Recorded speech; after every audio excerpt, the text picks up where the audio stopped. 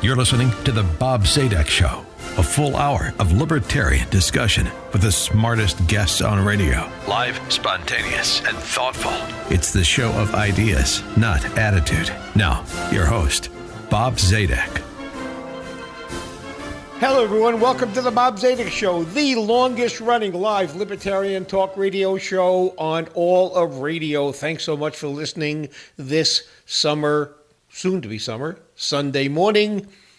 Since 1963, it has been illegal in our country to pay women less than men for the same work. It has been illegal. So we detected what may have been a problem. We, the country, passed a law. Case closed. Not so fast. Case is not closed. During this election cycle and in the immediate past, our country has been on a bit of a scavenger hunt. We are looking for, the political class, is looking for suitable recipients to whom to transfer the wealth of other members of American economic life. And we are on this hunt. To whom can we garner votes by transferring money to them? Well, let's see. Perhaps renters are in need of wealth transfer from landlords. Let's just transfer a bunch of wealth. That was the subject of a show a couple of weeks ago. What about reparations for slavery 300 or 200 years ago? Let's transfer wealth to people who may have been descendants of slaves from people who may have been descendants of slave owners. Okay, how about women? That's a big voting class. Let's buy a bunch of votes by passing a statute that will transfer wealth from other workers, male workers, and indeed some other women workers to women. So we have to first detect a reason for the wealth transfer, and then we can effect legislation to transfer the wealth. And the reason is the gender pay gap. It is assumed by some in this country that women are just wrongfully, for reasons of anti-woman bias in the workplace, women are simply paid less for the same work. In other words, employers are ignoring the pressures of the marketplace, are doing what is not good for their company, but they are satisfying some internal need to harm women, and they are paying women less. This morning's show, I'd like to examine, is there a gender pay gap to begin with, or is that manufactured as the political cover to transfer wealth from one group to another? If there is a gender pay gap, what causes the gender pay gap? And if there is a gender pay gap and we have discovered the cause, what is the best way, assuming there is one, to fix it? Of course, in solving a problem such as this, I thought it would be sensible to have an expert on the area of the gender pay gap, on economics in general, a free market economist. And with that introduction, I'm happy to welcome to the show Veronique de Rugy. Veronique is a senior research fellow at the Mercatus Center at George Mason University, my favorite economic think tank in the country, I should mention. She writes a weekly opinion column for the Creators Syndicate. She writes regularly for my favorite magazine, Reason Magazine, and she blogs about economics at National Review Online, another must-read. She was a resident fellow at the American Enterprise Institute. She was a policy analyst at Cato and a research fellow at the Atlas Economic Research Foundation. My goodness, what incredible creds. With that, I welcome Veronique to the show. Veronique, good morning. Good morning to you, and thank you for having me. Oh, sure. It's my pleasure, and it's the audience's pleasure to be sure. Veronique, is there in this country a gender pay gap. Now, let's just define terms so we don't get off into the weeds. A gender pay gap, as I use the phrase and as we will use it together on the show, a gender pay gap is a decision by an employer, an irrational decision, I should say, but a decision by an employer to pay a woman less than a male for doing the, I'll say, exact same work. Is there a gender pay gap in this country today, as Kamala Harris and Elizabeth Warren and others seem to indicate? I mean, you hit the nail on the head when you said, let's define the terms, because if you define it like this, the answer is no. But the reason why there's so much outrage is because actually people go around actually really defining it and looking at comparing equal work and comparing the pay of women and men while they're doing exactly equal work at equal level of education and so on and so forth. And the reason why there's this outrage is effectively what people are doing is that they are taking they're taking everyone who works 35 hours or more a week for the full year, and they find the median for women. So basically, it's this point, this wage where there's 50% of women who make above this, and 50% of women who make underneath this. And they do the same for the men, and they compare those two things. And however, if you compare this, you're actually not comparing at all what you talked about. And when you do this, you get a number which is actually quite big, which is like something like, it depends on the years, but it's sometimes like 23 cents, 24, depend on the year. So, but if you compare it correctly on looking at same education, same number of hours, same jobs, you find that actually that gap is really much, much smaller. It remains a gap, but it's probably 5 cents. And so the question then is, why is there still a gap?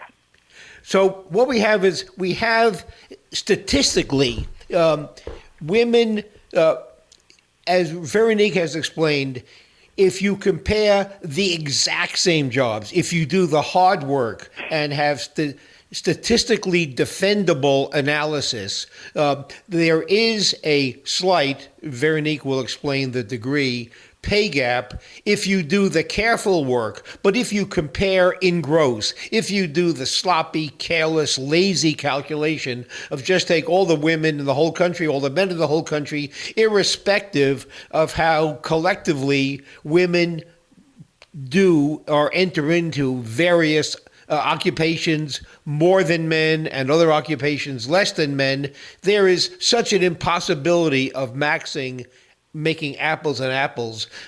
So that accounts for the dishonesty of the headline grabbing calculation. But if you make the right calculation, there is still a wage disparity, although much smaller. Now, Veronique, before we get into the wage disparity, let's discuss for a minute, just because it's the low-hanging fruit.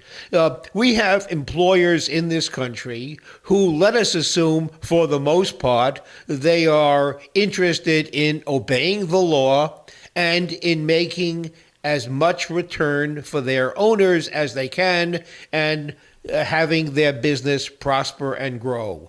And it would be such bad business for an employer to pay and to offer a prospective employee who's a woman less than she is worth, because that woman will decline the job and somebody else will hire that woman because it is good business. So once you assume a gender pay gap, as Kamala Harris, Elizabeth Warren, and many others do, Bernie Sanders perhaps, once you assume that, you have to assume that employers have no idea what they're doing and have no concept about how to make a profit. Isn't that the inevitable conclusion once you assume a gender gap?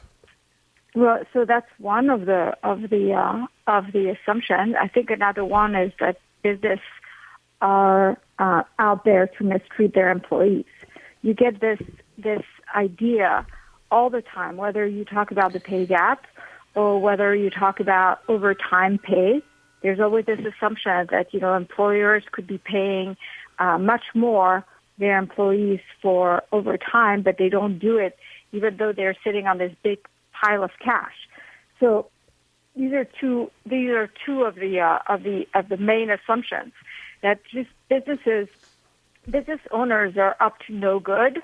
It's not in their interest to treat their employees well, ever, and there's no competition somehow, and basically people have no options. Now, the truth of the matter is that there are times where it is more true than not.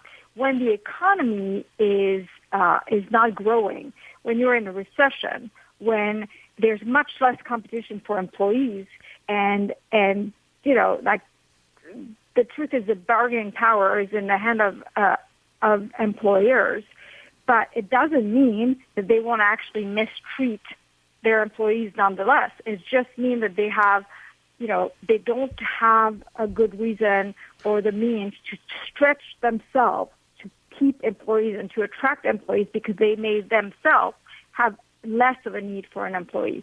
I think another point that's important to explain here is the fact that there are a lot of government interventions that, in fact, lead businesses to see women and to think, you know what, this woman, for a variety of reasons, for instance, because I have to pay paid leave, I have to pay all sorts of things, makes employing women more expensive, actually leads to fewer employment for women, fewer promotion, but that's basically a response to a government intervention.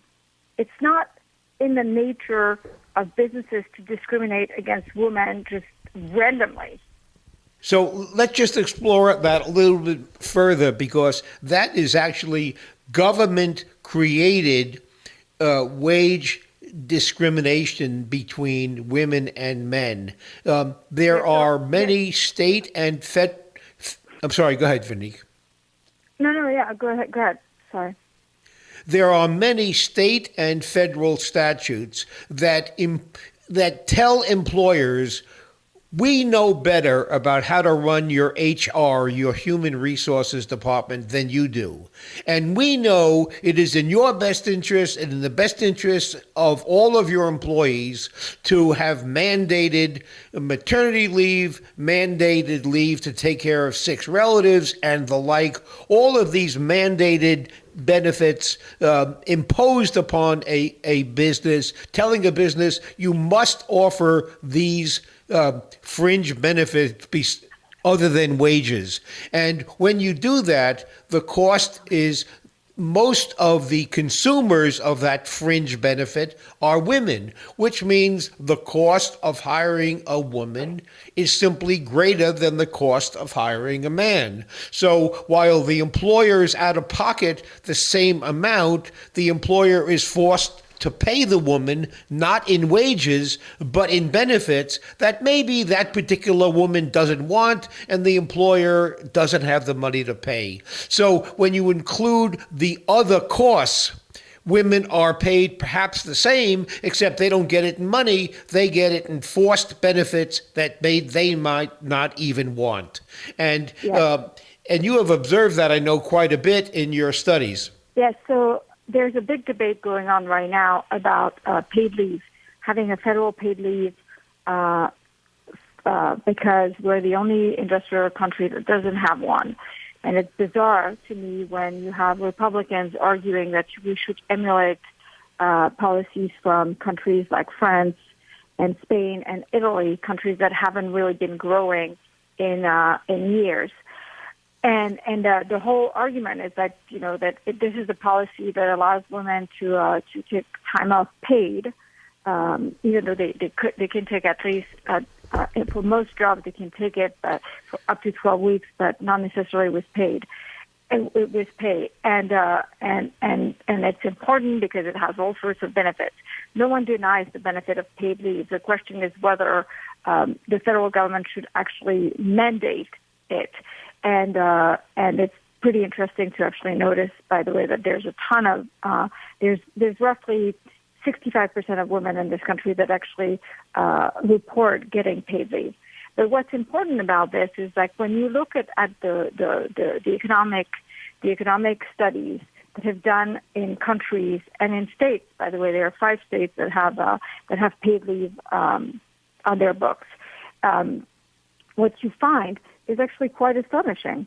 Is you find, well, it's not surprising if you understand economics, but it's pretty stunning when the real life is really kind of that as strikingly close to what the theory tells you, and you find that women in countries that have mandated paid leave from the government, they make less money because, as you say, their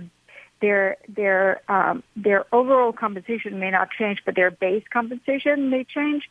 It's just this part of the fringe benefits grows. So they make less money, they get fewer hours, they are discriminated against in terms of getting jobs as over a man. They are promoted less. The gap between the women in leadership position between the U.S. and the rest of industrial countries is actually gigantic. I mean, there's all of these things that have been directly linked to all of these benefits, including paid leave, which end up leading to worst outcome for women. So, I mean, there is such a thing. I mean, we say the road to hell is paved with good intention, and that is really, I mean, it is really true when it comes to these gender policy.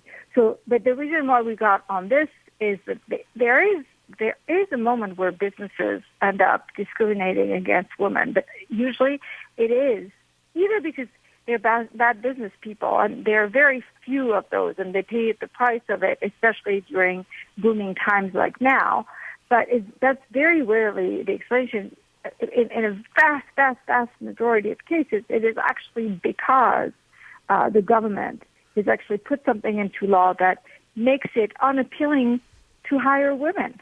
And it's unappealing because the government imposes a cost upon hiring of women. Now, there's a point that Veronique made. Yeah, it makes the cost of hiring women more expensive than hiring men. So that's a crucial point. I'm sorry, that's a crucial point, because if you focus on not what the woman receives in cash, but how much the employer pays overall for that woman employee, and an employer pays more for having a woman if you add salary plus other costs than pays for a man. So in effect, a woman being employed will cost an employer more, not less, than having a male be employed. But the problem is the woman doesn't get to pick how that costs are paid. A woman is not given the choice. I'll take all salary and no paid leave, no of these other women-focused benefits, because the woman will say, I don't need them, I don't want them, I just want the salary. But the government has mandated that a woman accept as a non-economic benefit some form of compensation, and that's what skewers the numbers. Women are getting the same compensation. They don't get it in cash. They get it in forced benefits they may not even want. Yeah, and one of the problem is the government has put so many regulations in the labor market that it's actually not possible to engage in individual bargaining with your employers.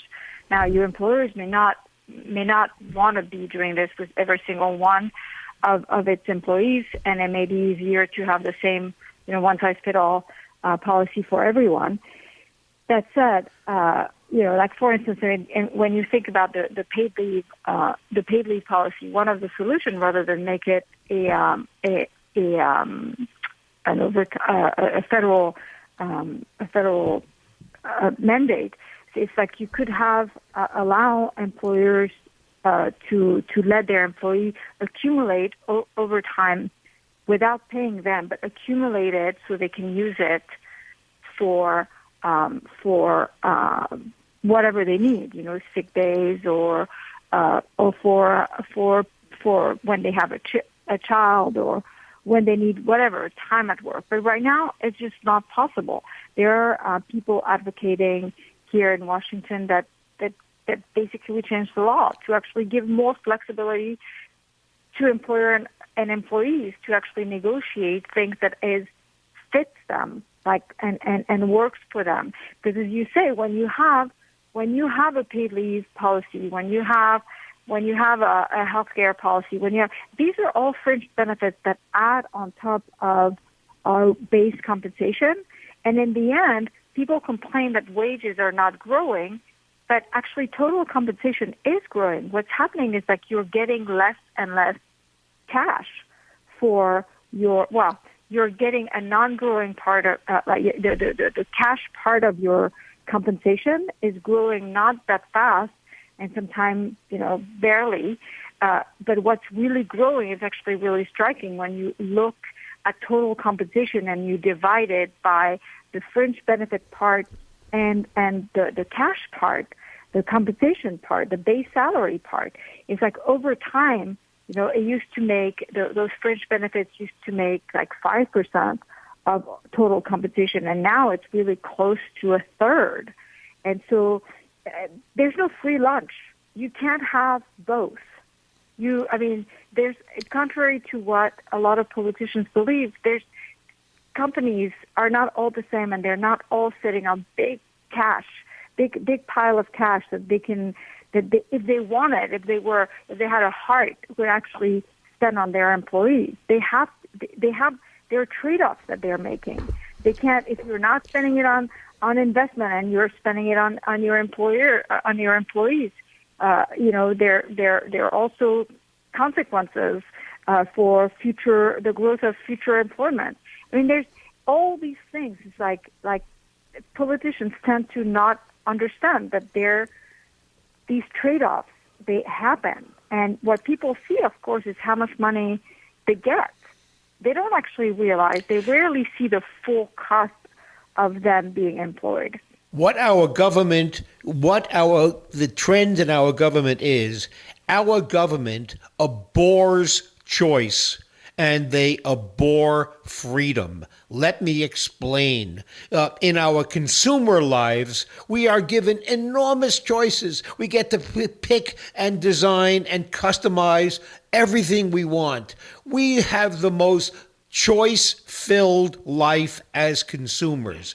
But as citizens, there is an erosion of choice, and Veronique points out that very erosion. When the government creates a mandated fringe benefit for employment, the government is saying, okay, employer, you must compensate all employees by giving them this, which means the employer doesn't give the employee the wages, so the employee can decide how they want to spend it, on what benefits. So all of these policies, all of these like paid leave policies, are simply the government saying, no, employee, we forbid you from getting the money and doing with it as you wish. We require you forego some income and take, whether you like it or not, paid leave, whether you like it or not, because we decide that's best for you. It's the government legislating away choice and legislating away freedom for the employee. It's not the government giving you a benefit. It's removing a choice. This is Bob Zadek. We are discussing the alleged gender pay gap with Veronique de Rugy. Veronique is a senior research fellow at the Mercatus Center at George Mason University. When we come back after a very short 30-second break, Veronique will explain, yes, there is a gender pay gap. What is the relationship between the women happen to be the sex that bears children, and does that affect how much they can earn? And if so, is that good or bad for society? Lots more to follow. We'll be back in 30 incredibly short seconds.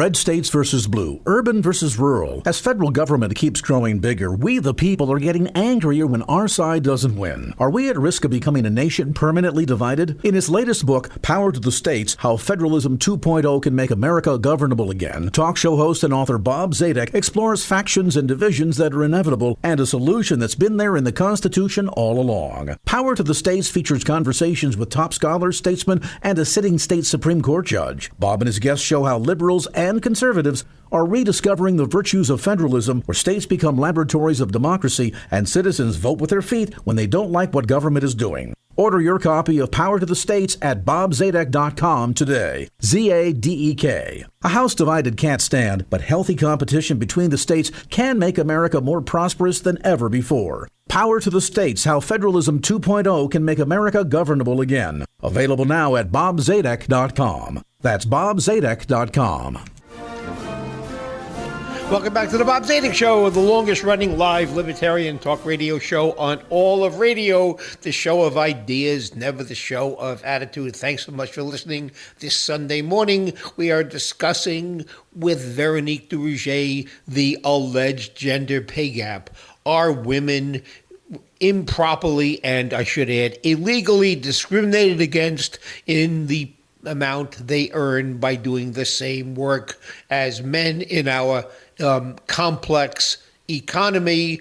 Is there a gender pay gap? If so, what is the cause? Now, Veronique, you have written and spoken about the fact, and you have mentioned this morning, of course, that there is, in fact, a somewhat statistically insignificant but real gender pay gap, that, in fact, women are paid less than men, and the issue, the cause of that, although, again, it is statistically insignificant, may have something to do, do you think, with biology? So is there a, albeit insignificant, gender pay gap, and is it simply the function of men thinking they can rip off women in the marketplace, or is it a function of the marketplace operating exactly as it should and reflecting additional costs? So it's been really interesting. So, like, for a very long time, people have pointed out that the number that is used by everyone, as you said, I mean, Bernie Sanders and Elizabeth Warren, Kamala Harris, President Obama before him, President Clinton before him, candidate Clinton. I mean, it's like everyone had been using it, that this was not a valid number to actually assess this issue. So it's been interesting to actually see that a lot of liberal economists have actually invested the field and started to actually look very closely at this issue. In particular, an economist at Harvard, Claudia Goldman, who is a very, very respected labor economist, and so she, I think there are more and more people who are serious, pundits who kind of acknowledge this. And so she's been saying, we can't use these numbers. And then she's been looking at, okay, what explains this remaining gap? And what she found was actually there was really no smoking gun. It wasn't discrimination against women. It wasn't just like, oh, we can pay them less, so we're going to, or we just don't like women, or we have we're prejudiced against women. What really explains this gap is what she calls temporal preferences. And what that is basically women, they don't want to work like full-time jobs, or they want to work full-time job, but they want to have more flexibility. They want to have more time to spend with their children. They want to have the ability to go and get out of a meeting if the school calls and says, "Can you please come? Your child just vomited on his desk." Right? I mean, women are caregiver.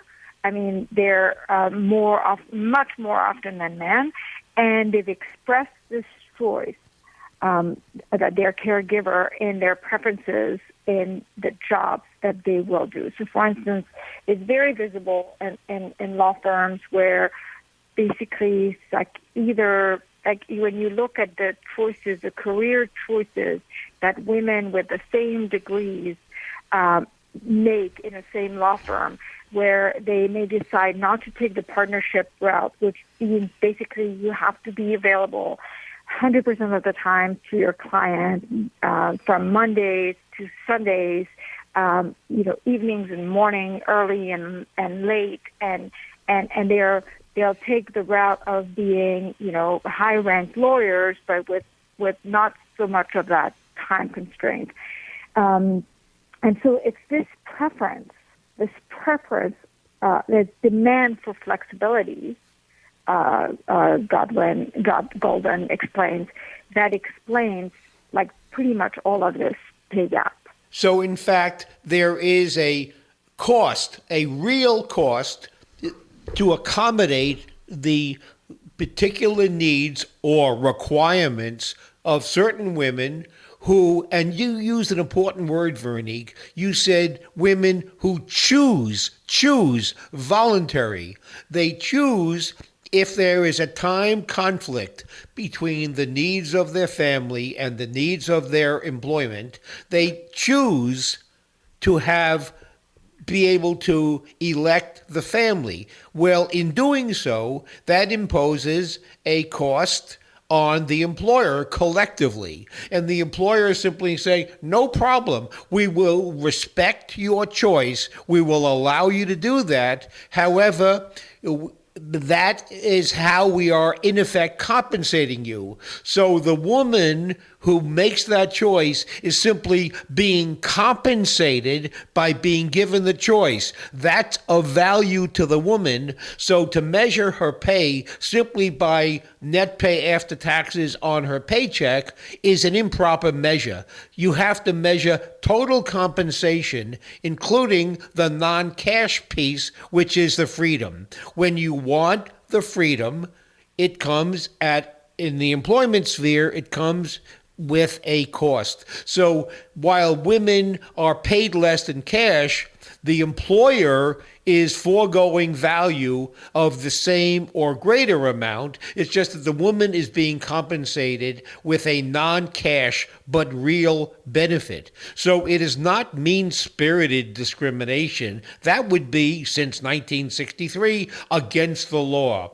And I think what Kamala Harris and others are crying for, Veronique, and I'd like your opinion on this, is they want, in effect, not the woman to have to receive that non-cash compensation, but they want somebody else to pay for that choice. And they are either wanting all employees or all of us who are taxpayers or the employer to somehow pick up the tab on that choice. Isn't that what's happening? Isn't this a fight over who pays for that choice, that voluntary decision the woman makes to opt for certain personal benefits rather than salary? Isn't it about spreading the cost of that choice among somebody other than the woman? So that's true. I think a lot of where they're coming from is a complete lack of understanding that there is, in fact, a choice, that there's no discrimination, that this temporal flexibility is real, and that women actually demand, even though, conservatives have been pointing this out for a long time. When you poll women, they tell you that they'd rather give up some pay to be able to work less and have more flexible hours. I mean, this is actually not a secret, but this word choice that you're talking about is really something that's important. Where the battle is going now, and you're right that what Kamala Harris and these guys would want is they think that the women should not have to be subjected to a trade-off. They should actually be able to have this flexibility in their jobs and work less and still be compensated more. But there's no trade-off. There's a free lunch. You work less, but you're still paid exactly as much as the men who work, longer hours and is always available on the phone. But the thing that's interesting about where the debate is going is exactly this notion of choice and an outrage over the fact, outrage, maybe the word is a little strong, but it's actually really, you see it now in all the headlines. This gap is called a mommy tax. And it's kind of like, wow, it is really unfair because effectively women don't have a choice because nature, biology, what have you, has made them the caregivers. So it's not a choice. It's this reality of life, which is actually dictating that women have then to demand more flexible hours because they're caregivers.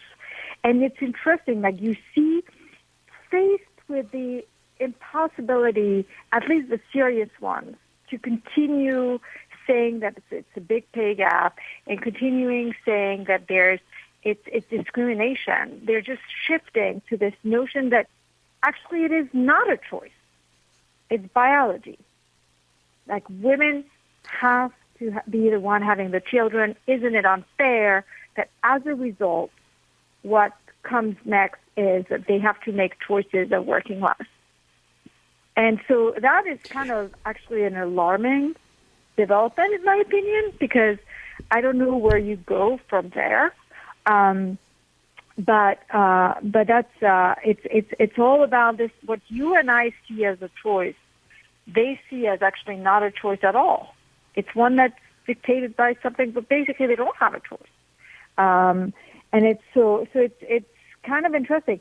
I should say, by the way, that there's a way that Claudia Godwin. I recommend for people to actually looking into her work. And there's things that you may not like, but one of the things that she talks about, she says that there are a lot of jobs, those high-paying jobs, the culturally the way they are organized. For instance, if you're a client at a law firm and you want access to that one lawyer or at least two or three of those same lawyers, they are the one you put your faith in and you put your life and your business in for whatever things you've been hiring them for, and that the impossibility or the requirement from the client that there's basically no substitute away from these employees, from these lawyers, is actually one of the things that create these barriers.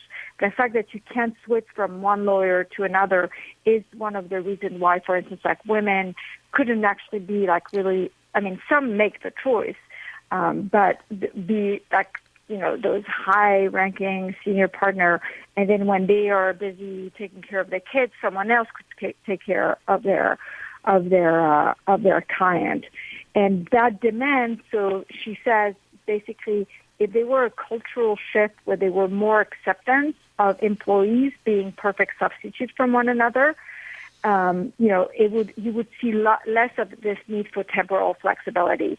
And she's done a lot of studies on pharmacy where it's actually a perfect example of people with the same degrees and men or women. When you walk into a pharmacy, for the most part, you don't care who is going to serve you and give you your pills, right? There's this perfect you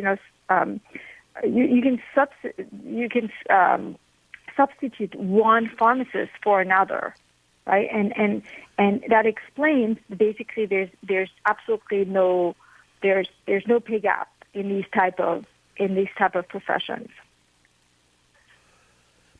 And what's interesting is, and I'd like to just remind our audience, us being a libertarian show, and you and I was worshiping at the altar of the free market, as it were, is that it is to assume that a business would behave irrationally and still be able to survive in a somewhat free market which we have in this country is just totally incomprehensible. And there's no history of any business adopting an irrational business model, whether it's going back to the Jim Crow South and not hiring or selling to blacks. There's no instance where that business model could possibly survive. And those of you who want to point to unless it's enforced by the government.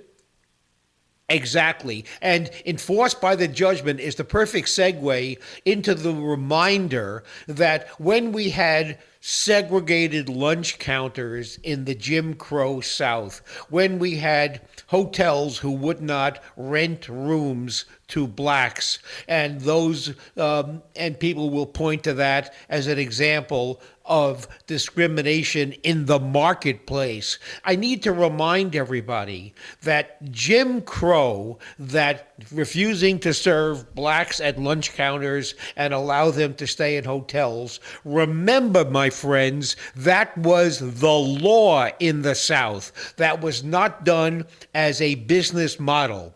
There is no suggestion that if there were not Jim Crow laws, that even in the racially somewhat segregated South during the pre-civil rights era before the 60s, there's no indication that businesses, if they voluntarily had a sign, no blacks or Jews, whatever the obnoxious, painfully discriminatory signs were, that business could possibly survive. So and in the Jim Crow South, it was because of the government, state governments, imposing discrimination, imposing a bad business model, that we needed corrective federal legislation. So to assume that some mean-spirited employer, as a matter of employer policy, company-wide, could survive by paying any employee 1 penny less than they are worth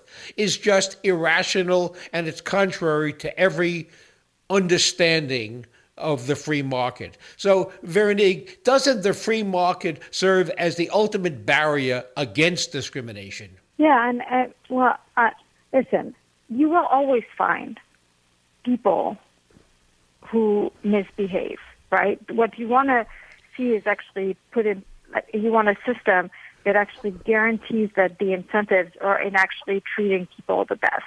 And the free market does guarantee this.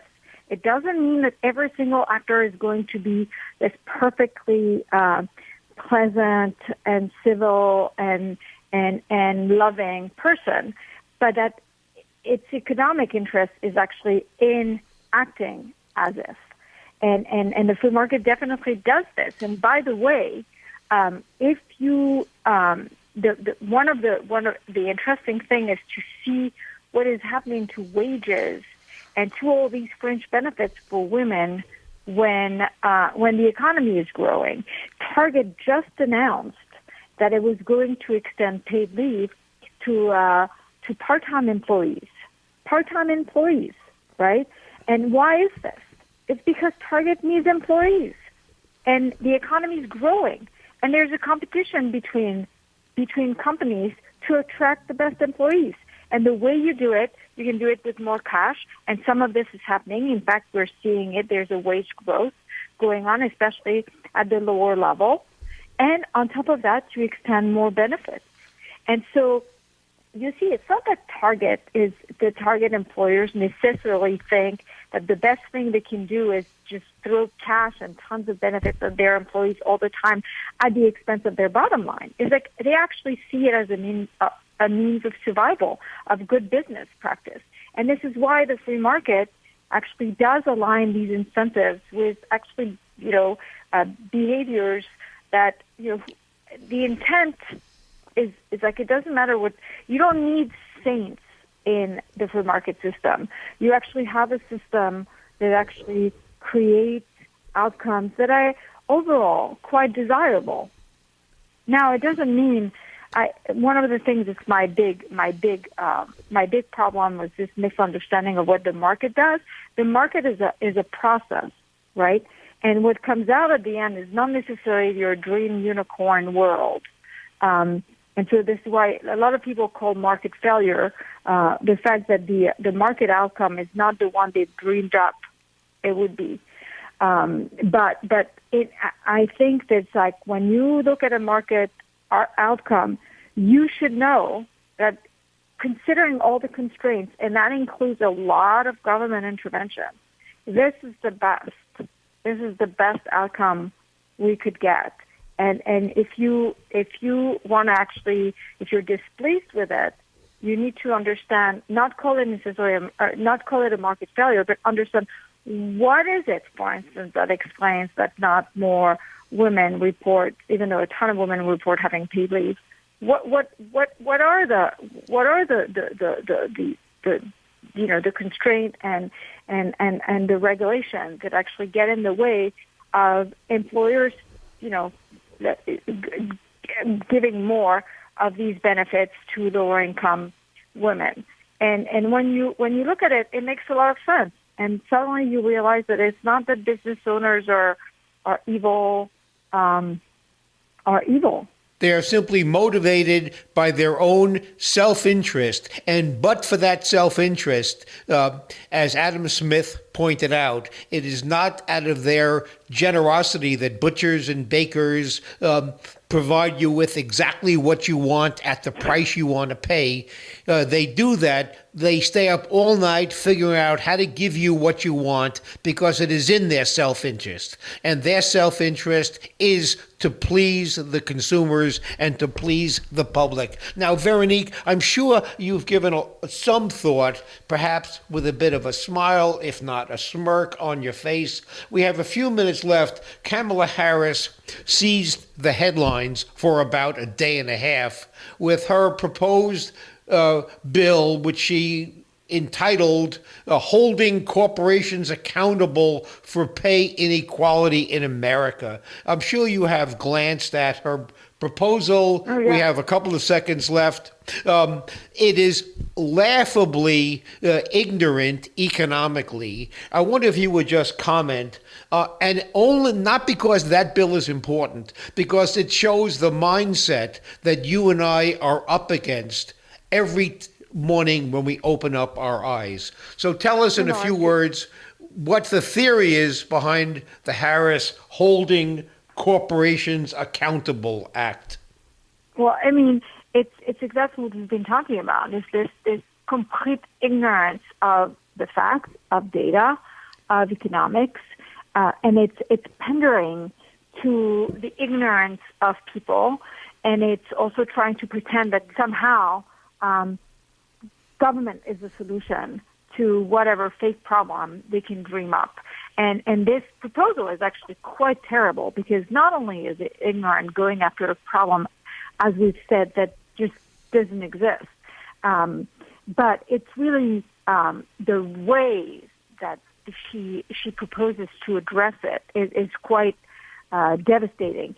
She would actually force company to report quarterly, I think, if I remember, all of they pay, and if they cannot justify to a bureaucrat in Washington why there's a discrepancy, then imagine the compliance cost for employers above 100 employees.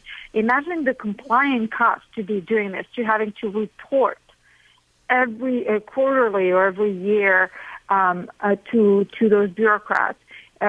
Then you will be slapped with pretty significant fine. It means that at all times you're under scrutiny. And so what are you going to do? I mean, one way of doing this, to addressing this without having to comply to that with that stupid law, is to stop hiring women. I mean, that's one way of doing it.